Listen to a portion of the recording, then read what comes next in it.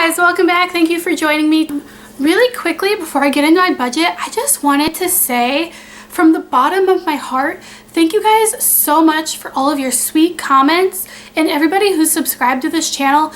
I am just blown away every time I log into my YouTube channel and just see all of your guys' sweet, encouraging comments, just encouraging me that I am doing a good job, that I'm trying, and y'all are just so sweet. It makes me so happy. You know, my family, I've told my family that I am working the Dave Ramsey plan. I've told them that I'm trying to cash flow my purchases. I've told them I'm trying to save my emergency fund up and get my debts paid off. And while they are like, yeah, okay, good for you, they don't really understand how hard it is, and they don't really know, like, I don't think they really get it. And that's just the culture that I was raised in, where my family, you know, we're very much paycheck to paycheck, racking up debt, using debt to pay for stuff. And that's just the culture I was raised in. That is my family tree. And all of your guys' encouragement is just helping me so much to stay motivated. And I just wanted to thank y'all again. So really, again, just from the bottom of my heart, thank you. Today I'm sharing with you my August budget preview, and then next week I will be sharing with you how I did in the month of July for my budget. I did change up how I'm doing my budget from now on.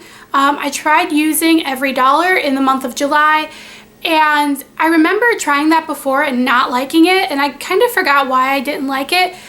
But then throughout the month of July, I realized it was so time consuming to try to figure out how to add the transactions. And then at the end of the month, the numbers didn't add up. And I'm like, okay, these are all the exact numbers. This is exactly what I took out of the bank account. This is all the money that went in. This is all the bill amounts that were correct.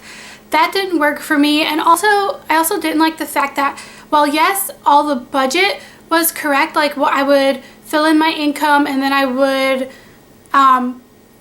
put in like my projected spending for the month. However, at the when I would put the actual amounts in, if I went over or under, it didn't tell me. Like, it wouldn't tell me, hey, you are over budget. It would just be there, and that got really confusing. So I decided to create a budget using Gazelle Intense Excel tutorial. I know a lot of people that I've been following here on YouTube for their budget videos, they use the exact same template, and so this might not be anything new to you, but I did change it up just a little bit to fit my personal needs. So also, which is really exciting, I'm going to show you my projected debt snowball. This is only if I were to make minimum payments, but I know once I get my baby step one, my emergency fund done, I can start actually doing the debt snowball. I'm not going to be in debt nearly as long as this calculator is telling me, but I do want to show you this projected timeline for now. So if you want to see my budget, just keep watching. Alright, so this is my Excel budget. I use Gazelle Intense Excel tutorial. I will link that playlist down below.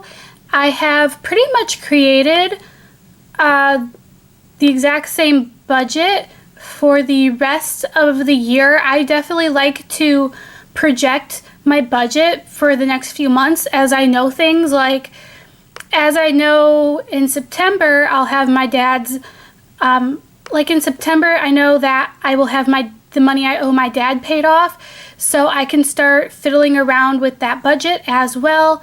And as I know my bills for the upcoming months, I just like to put them in there. But we're talking about August right now. So for August, all I have budgeted is the Social Security I receive. I don't know if I will be babysitting or if I make any interest on my savings. So for now, I just have the $836.78 income. In my every dollar budget for July, I put my food stamps in here as well, but I decided not to do that because that number was just throwing me off, and I decided not to put it in there. So for rent, I actually don't need to contribute anything. Originally, I was short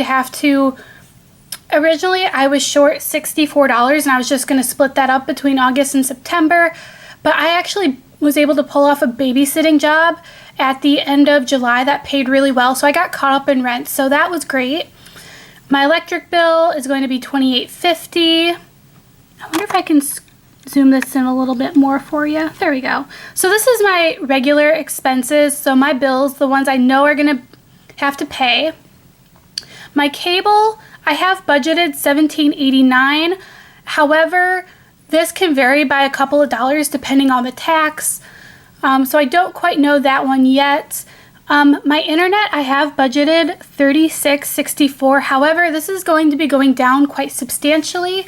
I just renewed my contract for the rest of the year and they gave me quite a bit of a discount, so it's going to be going down. My cell phone bill, I just got the bill for. I had budgeted $65.64, but it was substantially higher because I went over on my data. My internet went down one weekend during July, so I went over my data on my cell phone plan. So my bill is going to be $80.66. However, I know that since my internet is going to be cheaper, this is all going to balance out. And since I don't have to come up with rent money, it's going to be fine. My Sephora Playbox, that's going to be the same, $10.55. My gym membership will be $78, and my car insurance will be the same at $69.33. So now we're going to go to the debt. Lovely, lovely debt. I still owe my dad $31, so he's going to be paid off this month. That's really exciting. I don't quite have the minimum payments for my credit cards yet for all of them. I'm just guessing by what the usual payment was. I'll probably go and update these totals later then. My Discover should be $35. My American Express might be $36. It might be $35. I'm not sure. My American Eagle one I did get, however, already. I was budgeting $69 because that's what it was last month. However, it is $72 this month. And then at the end of the month, I'm going to update these balances here. This is just where I started, and it was a rough guesstimate. Like, this is not how much I owe on my car. That's definitely not correct. I owe like $6,000 on my car. I'm going to update these totals at the end of the month once I get the interest and all that. So there's that. And then for down here, we'll go into my envelopes and my sinking funds. For gas, I'm going to budget $60. I'd like to put a little more in. I think I'd feel more comfortable at $80. So we'll see if I'm able to do that. Personal care, I'm going to budget $20. Laundry, I'm going to budget $20. I think I might even be able to get away with only getting one roll of quarters. We'll see. For eating out, I'm not budgeting anything yet, nor for my entertainment or my clothes. I'd like to put $10 away from my car maintenance. I have a lot of car repairs coming up in the next 2 years, so I really want to start cash flowing that. I don't have anything budgeted for my car replacement yet, or vacation, for gifts, or for Christmas. Nothing. Let's go down a little bit here. Can I go down any further? No. We'll just have to move the camera a bit. I'm not budgeting anything for furniture or the car insurance, computer replacement, or a TV fund. Those are just non-essentials right now, and they're just going to have to wait. If I have extra money, although I'm trying to build up my emergency fund, if I do have some extra cash, I might put a little bit in some of these. We'll see. And then if we go down here, for savings, I'd like to contribute at least $8 this month. That's up from the $2 that I wanted to in July. We'll see if I'm able to put anything extra. My slush fund, I'm just going to put 78 cents. That's the 78 cents from my Social Security. I just leave that in my savings account. I let it build up in case for any reason I need to dip into it. And then in my after college apartment, that's what I'm hopefully saving up for in the next few years. I really don't want to have to move in with my grandparents again, but it's looking like I might have to, at least for a couple months. But anyway, I am saving to move out on my own. I'm just going to put 45 cents in for now. I might put in a little bit more. I might not. It all just depends. So that's kind of what I'm looking at so far. My budgeted totals, Social Security I'm supposed to get is $836.78. As you can see down here, I have budgeted every penny of that. And so far, with just the amounts that I know. I have $681.82 budgeted. I still have quite a bit I can still work with. I'm just waiting to see the final amounts. So I got this debt snowball tracker from Life with Sarah's YouTube page. She had a Google Doc where you could save it to your computer and put in your numbers. So this is how long it's going to take me if I only make minimum payments. I don't charge any more to my credit cards, which is a struggle. It's something I'm trying to stop doing. I did much better in the month of July, so I'm hoping August I do even better. So, and these are not the correct balances. The only correct one is the American Eagle balance, which is $2,341. That one's correct. These ones I do not have the interest charges for yet, nor do I have the interest charges for my car, which is $6,000. So what I did was I put in the balances that I had just for a ballpark guesstimate, and I started with the month of August, and then so I have August 2016, August 2017, and then it just goes through the years. Disclaimer, this does not have my student loans because I don't know how much my monthly payments for on those yet. I'm not going to be entering repayment on those until next May, so I just didn't see the point of putting them in here. If I were to only make minimum payments, I would be debt-free April of 2019, which is 3 years away. And I think it's funny that my car is going to be paid off before my credit cards, and that's the one with the highest balance, but it is the one that I make the highest payment on because my payment on that is $240. However, I know that once I get my emergency fund started, I can start snowballing these and throwing extra money at my credit cards, and once one gets paid off, I can start putting that minimum payment into the next payment. So while it's nice to have a date, even though it's 3 years away, I know that this date is going to be I know my payoff date is probably going to be much, much sooner. So I'm excited to see. I'm going to update this monthly just so I can see how this is going. This is also another thing about this calculator. It does not have the interest. Like, I'm sure I could find a way to put the formula in there for the interest, but this does not calculate interest. So this is something I'm going to have to update monthly when I get my interest charges. But yeah, April 19th, let's see if we can pay it off a lot sooner. So that is my bare bones budget. I will update you guys at the end of August, showing you my final amounts and how I did that month, as well as updating you on my debt snowball, probably, maybe. So yeah, I was really excited to see.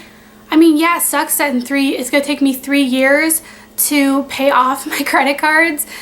But my goal is to be consumer debt free by at least 2018. I'd like to knock a year off of that. So I'd like to have all this paid off within a year and a half.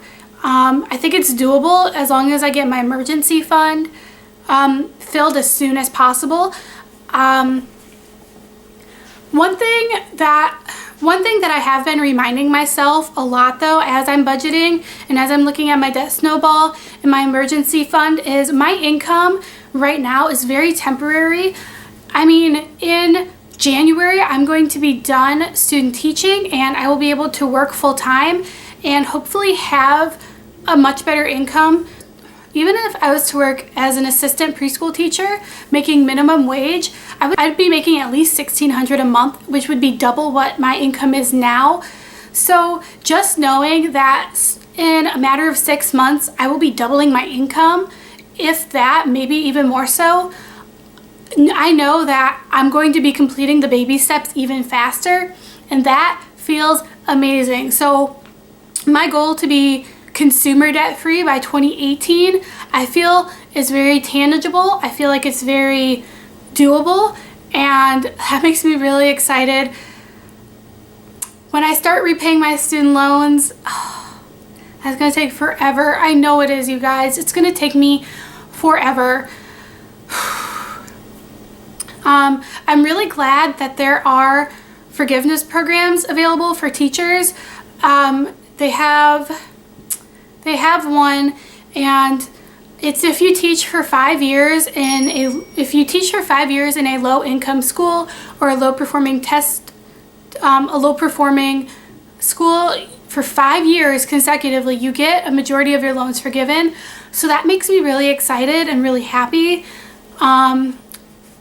So I'll probably end up doing that if I end up teaching. I might be doing something else with my teaching degree. We'll have to see. Also, I have really exciting things going on in my life right now, career-wise or school-wise, and I can't tell you what it is. And I really want to. I can't tell you anything until I know for sure. But let me just say this. It will be affecting where I student teach. It'll affect where I student teach, and it will affect my income. And that's all I'm gonna say.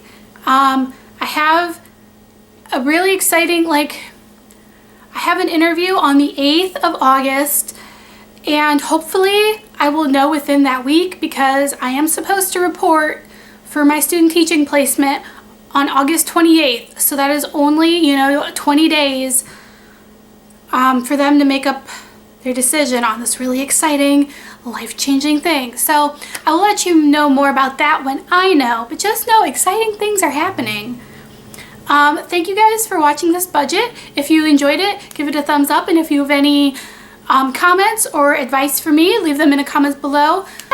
Be sure you subscribe. I'm so excited you guys are sharing this journey with me, and I'll see you all next time. Bye guys.